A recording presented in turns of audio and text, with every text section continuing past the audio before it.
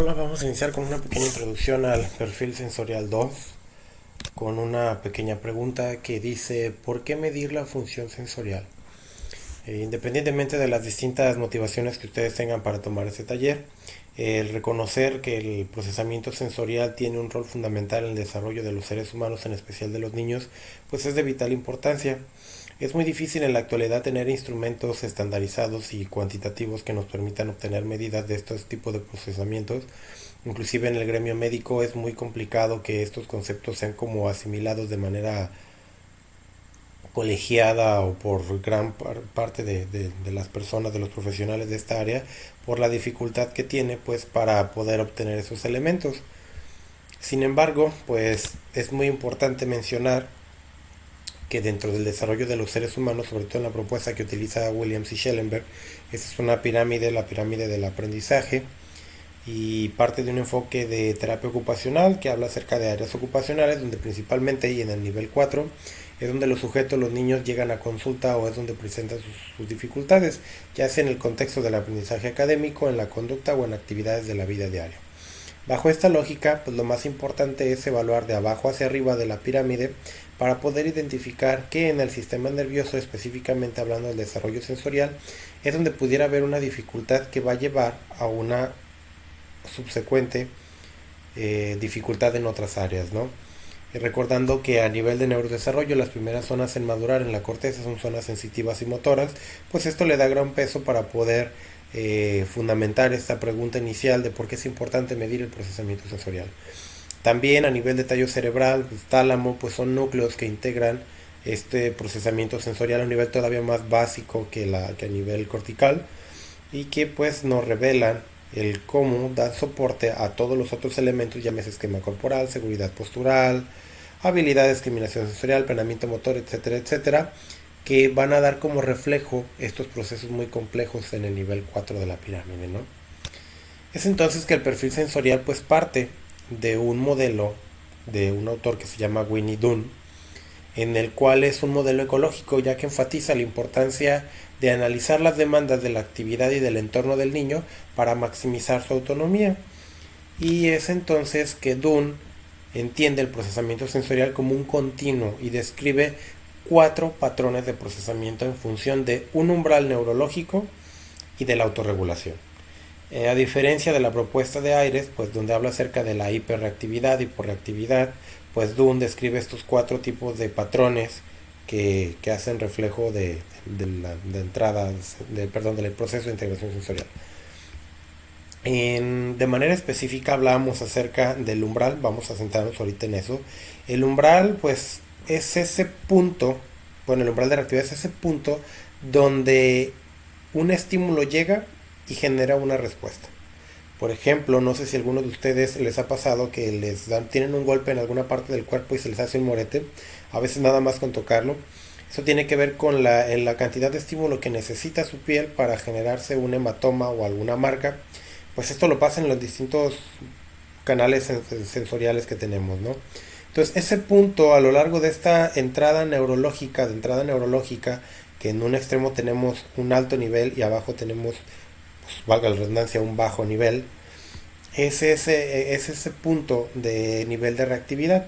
Muchas veces conocemos niños y mencionamos: es que este niño tiene un umbral muy alto al dolor, tiene un umbral muy bajito. A este punto hacemos referencia, que en realidad es muy subjetivo, porque no se puede cuantificar que tenga 10 unidades, 20 unidades. Se suele utilizar una escala subjetiva de dolor, donde 10 es mucho, 0 es nada, pero repito, es muy subjetivo. Depende del 10 para mí, el 10 para ustedes, cuánto pudiera ser para poderlo cuantificar, pero observamos que ese punto donde yo empiezo a sentir dolor es mi umbral de reactividad, que hay quien puede tener un umbral alto, que hay quien puede tener un umbral bajo. Partiendo de ese concepto, es entonces que ahora tenemos que hablar de la autorregulación. Dunn menciona acerca de 2 tipos de autorregulación: la autorregulación activa y la autorregulación pasiva. Respecto al manual del perfil sensorial 2 al 1, nosotros consideramos que el 2 es muy escueto en cuanto a la fundamentación teórica. Si tienen la oportunidad de conseguir el manual del 1 y leer toda la parte teórica del 1, es muy muy rico, más todavía que el 2. Pero bueno, les vamos a compartir algunos elementos de ahí para que lo puedan entender. Entonces, en el manual del 1 viene un esquema diferente, que es como un es horizontal los cuadrantes. Aquí estos esquemas, este esquema nos agrada mucho porque nos permite quedar más claro todavía. De hecho, este es uno que les vamos a pedir que ustedes hagan para poder obtener los perfiles descriptivos de una manera más gráfica. Entonces hablábamos de los umbrales. Este es el continuo de umbral neurológico, el alto y bajo, y ese es el continuo de la autorregulación, que está activa y que está pasiva. Entonces, cuando el niño tiene un umbral alto y una autorregulación activa, decimos que este niño se encuentra en el cuadrante de búsqueda. Cuando un niño tiene una autorregulación activa y un umbral bajo, entonces decimos que está en el cuadrante de evitación. Cuando un niño tiene una autorregulación pasiva y un umbral bajo, decimos que está en el cuadrante de sensibilidad. Y cuando un niño tiene un umbral alto y una autorregulación pasiva, decimos que está en el cuadrante de registro. Entonces, esos son los 4 cuadrantes, los 4 patrones de funcionamiento que describe Dunn, que repetimos y hacemos muchísimo hincapié, son diferentes a los propuestos por Ayres, donde se centra en la hiperreactividad o hiporreactividad. También hay quien lo concibe como hiporresponsividad o hiperresponsividad. Son diferentes abordajes para hablar de un mismo tema. Entonces, más específicamente en el umbral que corresponde al alto con una tendencia activa, pues hablando de la búsqueda decimos que son niños que siempre quieren más, que necesitan más sensaciones para poder funcionar. Por ejemplo, pues se llevará a cabo más acciones para obtener más entradas sensoriales y permanecer alerta. Este niño requiere tocar todo, corretear, morder, dar golpecitos con el lápiz. Niños que se desnudan, se encueran para poder sentir más, tener esta mayor entrada. Entonces recordemos que si el umbral es bajito, la neurona responde rápidamente, mientras que si el umbral es alto, la neurona responde más lentamente. Entonces, para que un niño que tiene un umbral más alto me responda, necesito ¿qué hacer? Darle más entrada sensorial. Independientemente de la que necesita, recuerden que hay 7 sistemas sensoriales, donde hablamos del oído, vista, gusto, tacto, olfato, el sistema vestibular y el sistema propioceptivo. Entonces, estos sistemas sensoriales más complejos son los que nosotros tenemos que ir regulando cuando trabajemos con niños en el cuadrante de búsqueda. En el cuadrante de evitación es como otro polo. Tienen un umbral bajo y hay una autorregulación activa. Estos niños crean rutinas y les gusta el orden, quieren uniformidad para tolerar mejor el estímulo, los estímulos. Estos niños les molestan estos inputs o estas entradas sensoriales.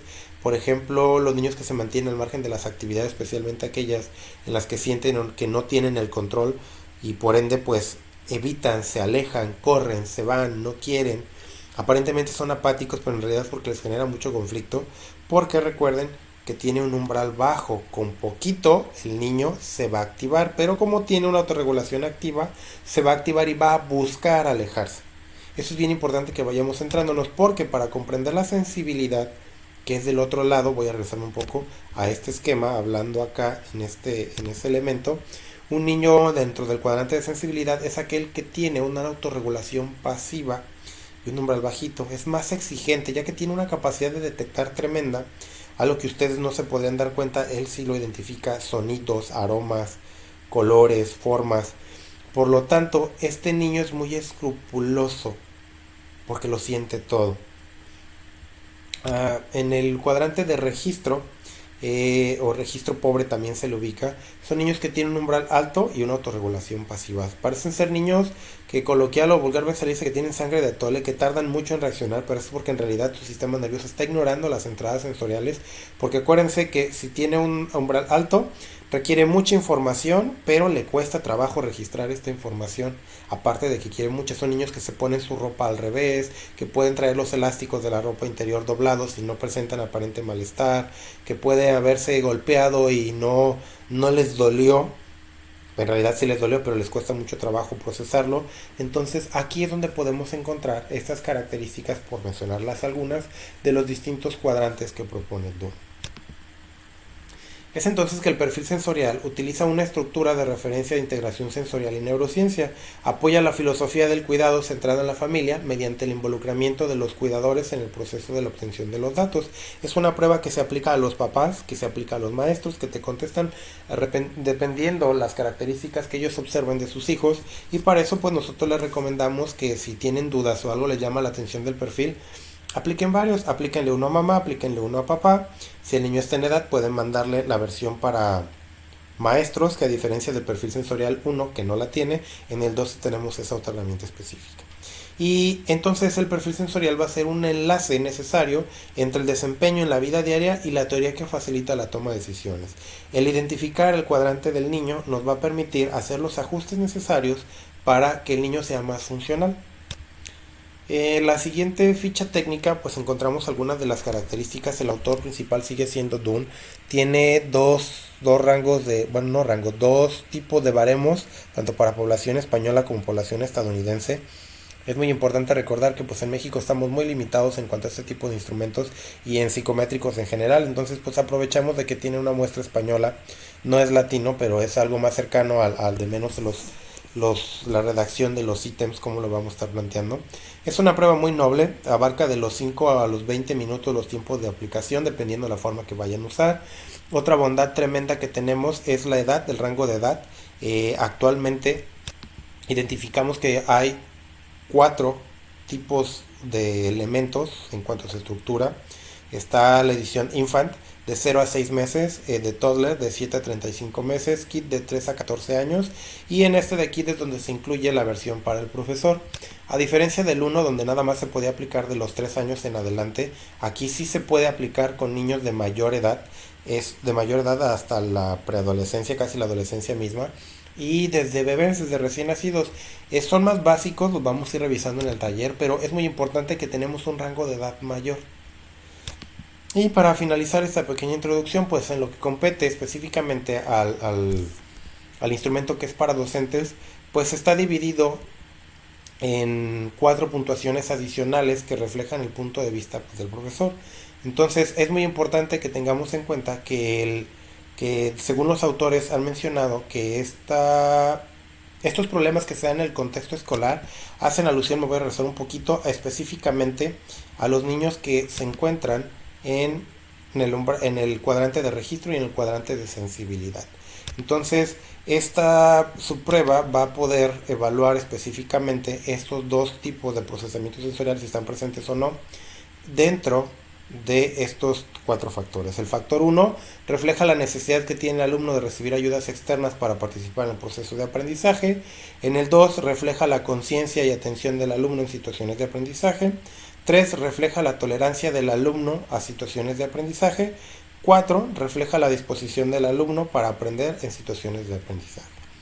Recordando que el test de perfil sensorial es una prueba de tamiz, que no precisamente es para hacer un diagnóstico, y que si un niño presenta alteraciones significativas según esta prueba, no representa forzosamente que haya una alteración o un trastorno.